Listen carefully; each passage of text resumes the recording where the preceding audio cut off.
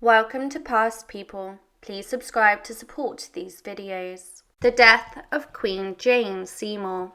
The tragic and startling demise of Queen Jane Seymour, Henry VIII's favoured consort, remains a subject of intrigue and debate. Jane Seymour, the third wife of the notorious Tudor monarch Henry VIII, is often characterized as his favourite, primarily due to her accomplishment of providing him with a much-desired male heir, who was expected to continue the Tudor dynasty. Nevertheless, the veracity of this assertion is subject to dispute. Shortly after Jane Seymour's passing at Hampton Court, Henry VIII was already engaged in discussions about his potential fourth wife, prompting questions about the circumstances surrounding her untimely death. The prevailing belief is that Jane Seymour succumbed to complications stemming from childbirth as she gave birth to the future King Edward VI. Childbirth during the Tudor era was fraught with peril and posed significant risks to women, making it more common than one might imagine for women to endure considerable suffering during the process. A particularly intriguing account regarding the birth of Edward VI comes from Nicholas Sander, a Catholic writer who held no particular fondness for King Henry. Sander asserted that Jane Seymour endured a grueling and challenging childbirth, with her limbs stretched to facilitate the passage for the child. Some accounts even suggested that her womb was cut open before her death to quicken the birth. During this arduous ordeal, a critical decision had to be made regarding whose life would be spared, the child's or the Queen's. In response, King Henry reportedly declared that the boy's life should be preserved, as he could easily secure another wife for himself. While there is no concrete evidence to support the notion that Jane Seymour underwent a caesarean section for childbirth, as there were no records of such a procedure before the 1580s, it is worth noting that Jane would have received the best available medical care in the country. If she did indeed undergo a caesarean section, her passing would have been likely excruciating. However, it is essential to acknowledge that safe caesarean sections for women did not become commonplace until the 20th century. There exists some persistent historical evidence suggesting that Jane Seymour might have experienced a unique birthing process. In 1643, Sir Richard Baker speculated that Jane endured an excruciating labour lasting 6 days or more. According to this account, she beseeched for her stomach to be incised to save the child and relieve her suffering. Additionally, there have been mentions of Jane Seymour suffering from postpartum fever or an infection as a result of childbirth. However, it's crucial to note that there are no sources or medical records corroborating these claims. By scrutinizing the sequence of events surrounding Jane Seymour's labour and subsequent demise, several reported causes of her death came to light. It is documented that Jane went into labour sometime in the afternoon of October 9, 1537, and her son Edward was born around 2 a.m. on October 12th. She reportedly signed letters announcing the birth, and by 15th of October was sitting up in bed at Hampton Court, where guests attended the christening of her son. These details rule out the possibility of a caesarean section, as she would have required ample time for recovery. It wasn't until 4 days after Edward's birth that Jane Seymour's health began to deteriorate. Her chaplain and physicians described her initial symptoms as a natural postpartum fatigue, which she appeared to overcome and even improved upon.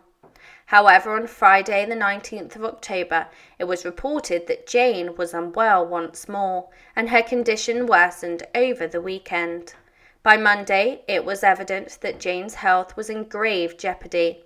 On Tuesday, Henry VIII was urgently summoned to her bedside at Hampton Court, where he prayed with her and remained by her side for a considerable period of time. It was evident to everyone that Jane Seymour was approaching the end of her life. On the 24th of October 1537, at 2 a.m. in the morning, Jane Seymour, the third wife of Henry VIII, passed away within the confines of Hampton Court Palace. Initially, her death and the severe illness leading to it were attributed to the negligence of those attending to her, allowing her to be exposed to great cold and consume foods that her condition did not warrant. The sole written record pertaining to Jane's illness suggested the possibility of food poisoning or an upset stomach that caused her distress. There is also mention of her falling victim to a severe cold that ultimately led to her demise. During the Tudor period, colds and health issues were commonplace. And given the vulnerability that often follows childbirth, it is plausible that Jane was merely more susceptible. Although sepsis or fever were not explicitly mentioned at the time, it is conceivable that Jane Seymour may have succumbed to blood poisoning or sepsis. Alison Ware, along with 4 medical professionals, expressed skepticism regarding fever being the sole cause of Jane's death. They concluded that Jane likely died from a combination of factors, as she was documented hosting guests after the christening and indulging in rich food. It seems improbable that she developed postnatal fever at this juncture.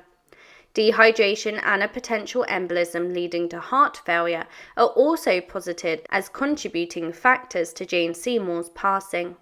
Hampton Court Palace held significant importance in Jane Seymour's life, as it was her residence where she spent considerable time. She undertook renovations, erasing traces of Anne Boleyn's presence, and tragically it was also the place where she breathed her last breath. After her demise, Henry VIII retreated to Windsor for a period of mourning. On the 1st of November 1537, Henry VIII made the decision for Jane Seymour to be laid to rest with haste in St George's Chapel at Windsor. Her burial was scheduled for the 12th of November, and the royal court was instructed to wear mourning attire. It is believed that Henry VIII may have donned purple, while everyone else wore black, signifying his unique mourning attire. Henry VIII delegated the funeral arrangements, specifying only the date and the location. The Duke of Norfolk was entrusted with organising a suitable procession to transport Jane's remains from Hampton Court to Windsor Castle. Although Henry usually took a keen interest in such ceremonies, he did not personally attend the funeral, in accordance with custom. Jane Seymour's passing was significant because she was the first Queen of England to die while she was in favour of the King since Henry VIII's mother, Elizabeth of York.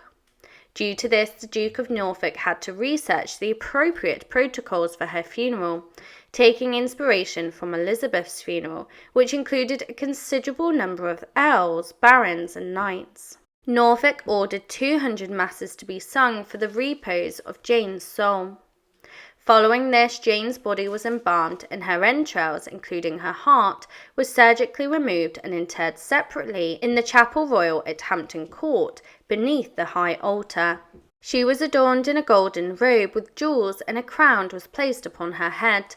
Her body lay in state for several days, during which masses were continuously conducted for her soul.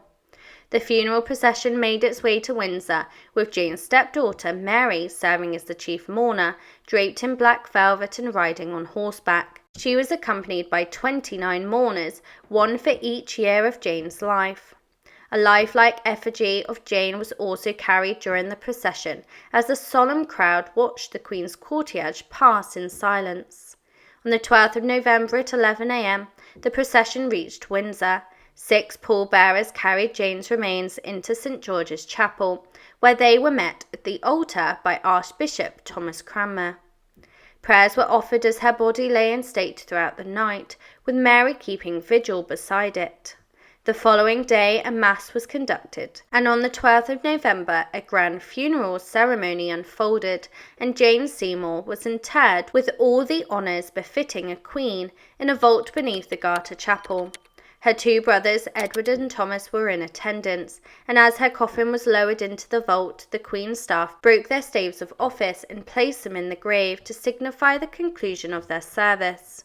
For the next 6 hours the bells of London tolled, and 2 days later a mass was held at St Paul's Cathedral, marking the conclusion of the Queen's funeral service.